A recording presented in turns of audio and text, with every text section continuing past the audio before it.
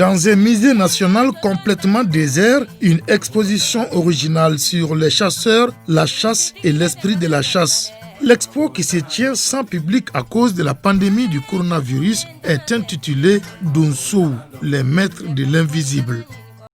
Les chasseurs, ils ont toutes les réponses par rapport à tous les problèmes d'environnement qu'on a aujourd'hui. La planète, elle est vraiment en danger, tout le monde le sait. Les chasseurs peuvent trouver une solution. Les chasseurs, ils ont aussi la réponse par rapport aux problèmes de santé, parce qu'avec leurs plantes, etc., ils respectent le corps tout en le guérissant.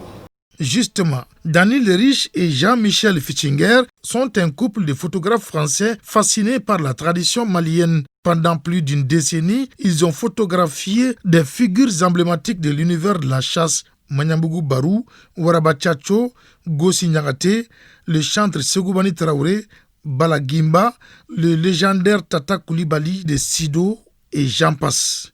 Tous ces portraits photos mettant en exergue l'homme et sa fonction de chasseur sont réalisés sur un fond blanc.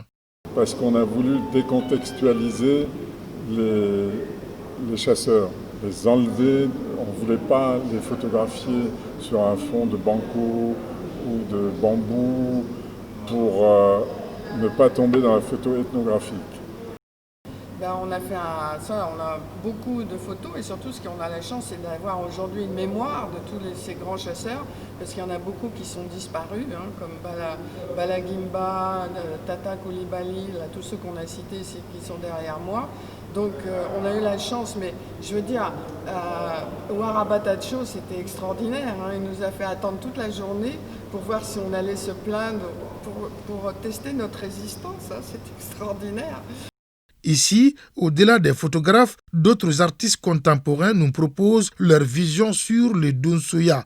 Ainsi, dans un style attrayant de peinture à huile, David Koulibaly s'intéresse aux liens entre chasseurs et nature. Les chasseurs, c'est les maîtres de la forêt, et les animaux surtout, dans la forêt.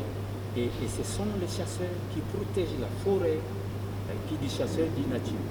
Moussa Traoré s'est penché sur l'imaginaire qui hante la brousse et les esprits des Donso. Il a produit d'étranges animaux sur des toiles intitulées « Les animaux fantastiques ». La technique que j'ai utilisée, c'est un peu basée sur l'aquarelle. L'aquarelle, je mélange, je dilue trop la peinture et donc j'ai fait couler la peinture. Ça me donna une forme. Après, je récupère cette forme-là pour donner à une sens. Ange Dako, quant à lui, a travaillé sur les costumes des chasseurs dans une série intitulée « Les gris-gris tissés ». C'est les gris-gris qu'on voit le plus souvent sur le costume des chasseurs que j'ai essayé de personnaliser et j'ai amené dans un contexte un peu contemporain. C'est dommage, c'est une très belle exposition, malheureusement qui n'a pas été visitée. Et tout cela, c'est à cause de la pandémie du coronavirus. On n'a pas eu beaucoup de visiteurs.